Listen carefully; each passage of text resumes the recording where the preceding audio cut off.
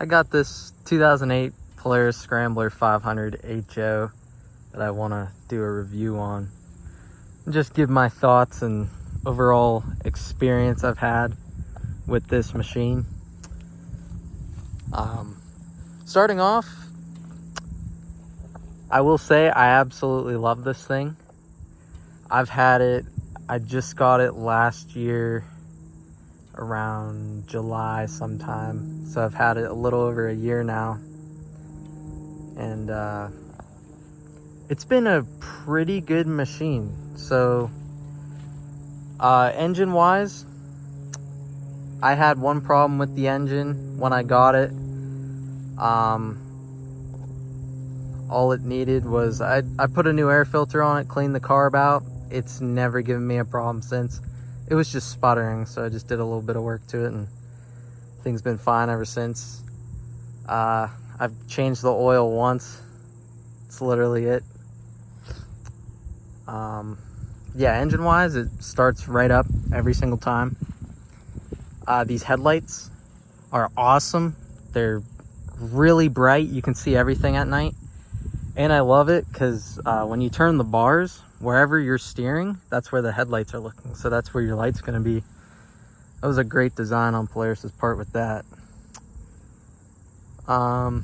It is an automatic. It's belt driven.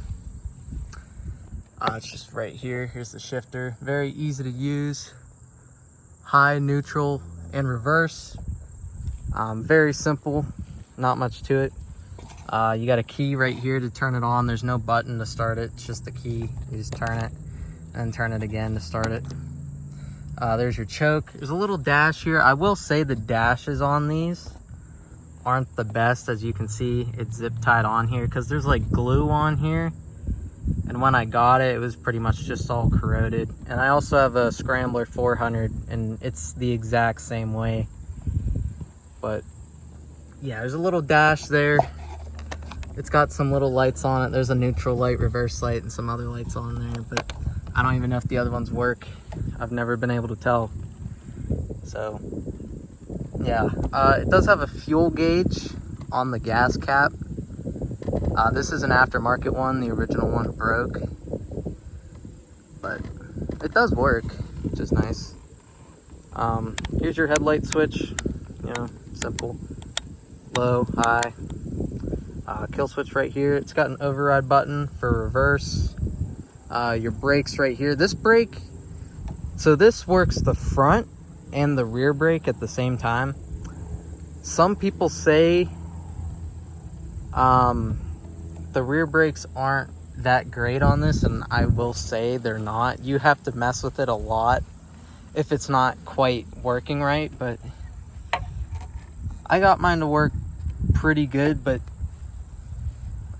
Polaris's intention, they didn't want you to just rely on that brake. They want you to just use that one. That one's considered like an auxiliary rear brake is what they call it, I think. But yeah, but I mean, like, if you really need to stop, I mean, you could pull that and hit that at the same time. I mean, it's gonna lock up the rear. But no, I mean, it stops good. The front stops great. The rear, it's decent with the front lever, but it's not bad. It's got a nice taillight on the back. The seat is very comfortable on this. Again, this is a 2008, but the seat, it's nice and plushy. It's not like real hard or anything like that. This is a super comfortable machine. I'll say it gives a very smooth ride, and this is just like a normal 500. This isn't like the special edition that has the Fox shock in the back.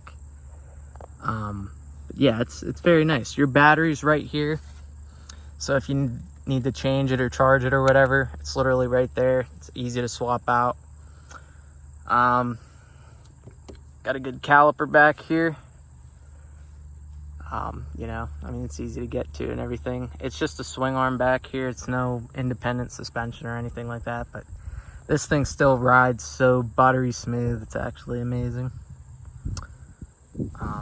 I did put a new chain on this when I got it, and sprockets, because the sprockets were just absolutely destroyed.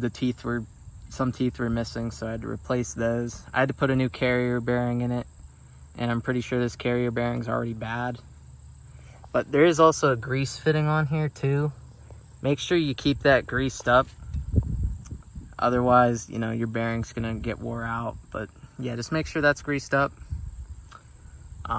This machine is completely stock too, engine-wise. It's stock pipe, a stock intake, everything's stock on it. And I mean, it runs absolutely amazing for what it is. It's got a backup pull start too, in case your electric start doesn't work for some reason. That pull start does work pretty good. But sometimes try not to use this. Only use it if you absolutely have to, because these pull starts tend to have problems reeling back in. So I just try not to use it, only if I absolutely have to. But yeah, backup pull start. The four-wheel drive, okay, this is the thing I will say. The four-wheel drive is very iffy with this thing. It's pretty much either it's working great or it's having problems. Like, it's not working right. And right now, I know that wheel doesn't spin, but that one does. Because there's fluid in these front, and these right here, there's fluid in here. And if there's any sort of leak, which is what happened to this one, it leaked all the fluid out.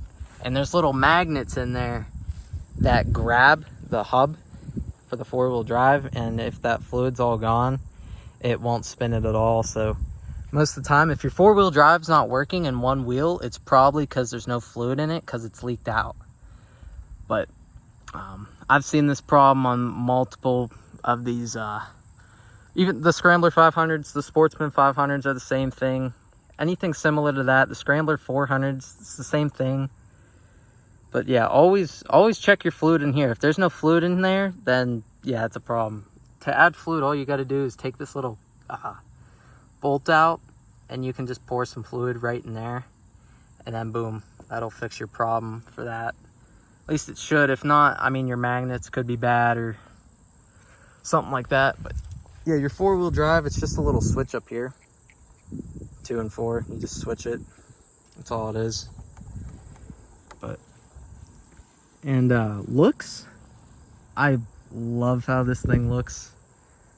The this like special editions, the one with the Fox shock, they're blue and they have a little bit of yellow on them. They look really nice, but I really like the red. I like the nice white they put up here. It's very nice. Radiators right up front. You can easily wash that out if you have to.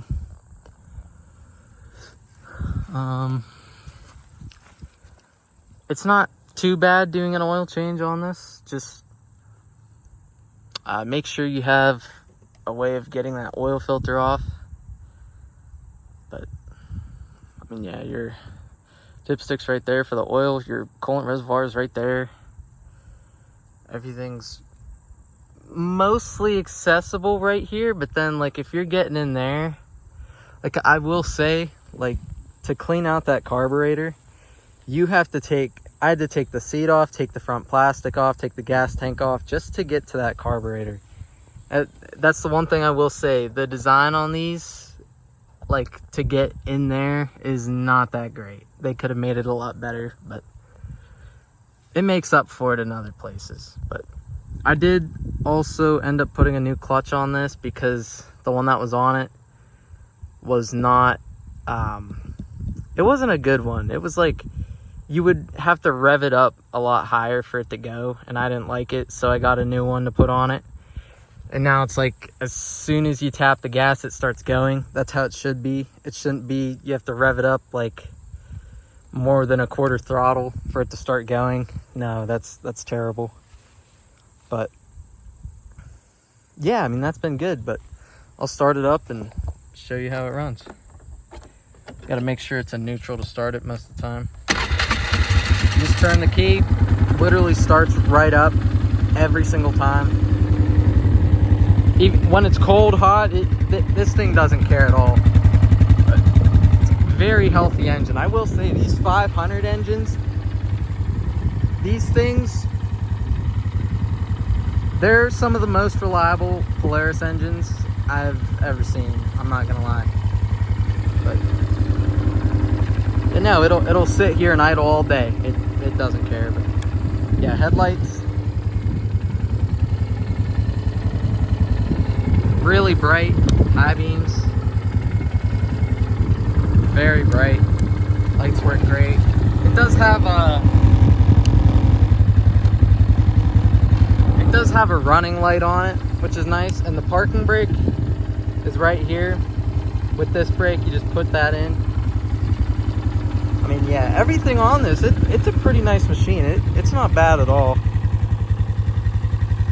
I would definitely recommend these to anyone looking for like a sporty utility quad.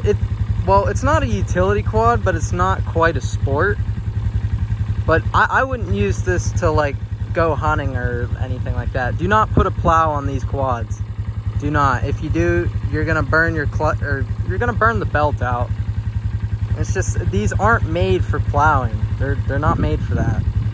I mean, you could probably put a little hitch on there and pull a little wagon, but I mean, I wouldn't recommend it, but it could do it. But it's not what it's made for. Some of these scramblers, they do have racks on the back that they put on, which I would actually love to have a rack, but if you're not using it for any sort of utility purpose, I wouldn't even bother putting a rack on the back. There's just no point.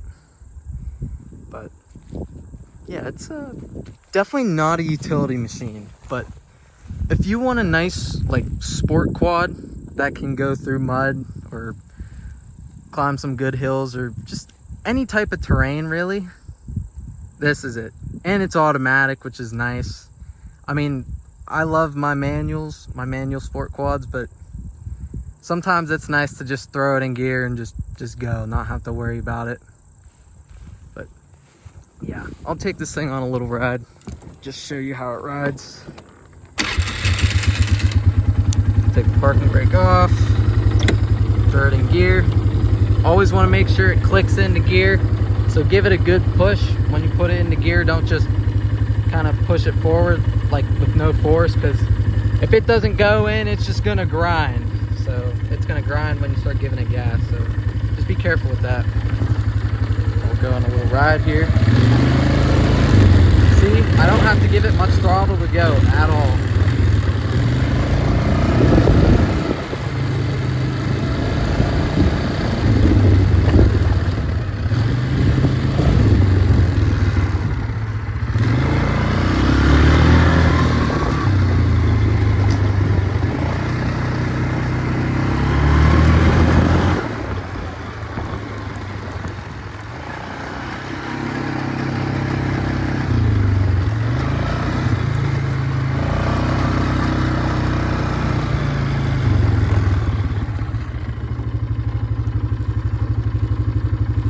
Brakes do work great too. Try the reverse. You can see that reverse light's on. It does have a limiter in reverse, so that's why if you want to go faster in reverse, just hold the button and hit the gas at the same time, and you can just spin the tires real fast like nothing. But yeah, it's a good machine.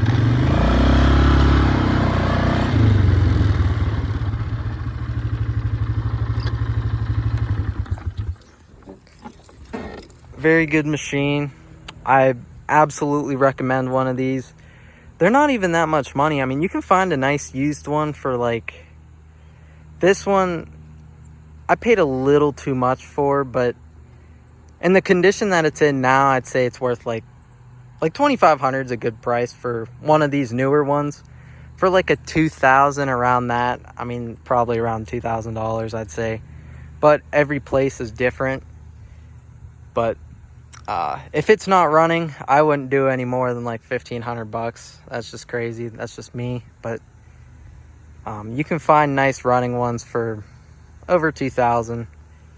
Some people put them up at 3,000. That's, I mean, that's not bad, but that's a little much. But yeah, if you're looking for like a starter quad, it's fast, but it's not like crazy fast. Like, this wouldn't be a bad beginner quad. I will say, I mean, it's a little tippy if you're absolutely whipping this thing.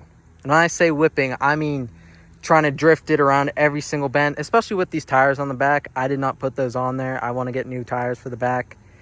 Because these ones are so big and tall. Like, if you're going around a bend and you're sliding and then it catches, it'll just try and take the thing right over. This thing will go on 2 wheels, mainly because of that. But yeah, make sure you have, like, just get tires that are the same in the front and the back, at least like the same size. But yeah, I do need to get new tires for the back. But besides that, I mean, yeah, it'll do a little over 60, I'd say.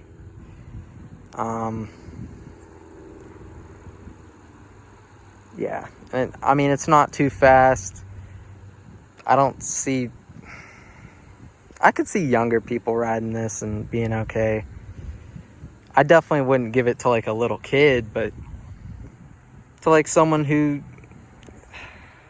like big enough to ride like a bigger quad, throw them on it. It's a good beginner quad, I'd say. But yeah, if you're absolutely like, it's not a race quad, don't try and throw it around corners and stuff, because you might flip it. It's not a wheelie quad. Don't try and wheelie this thing, because it's so heavy. This thing weighs, with as a 4-wheel drive configuration, this thing weighs 570 pounds.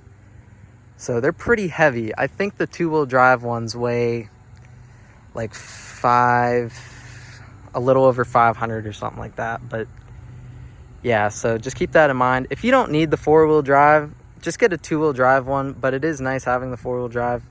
Honestly, I don't really use it, mainly because that wheel doesn't spin.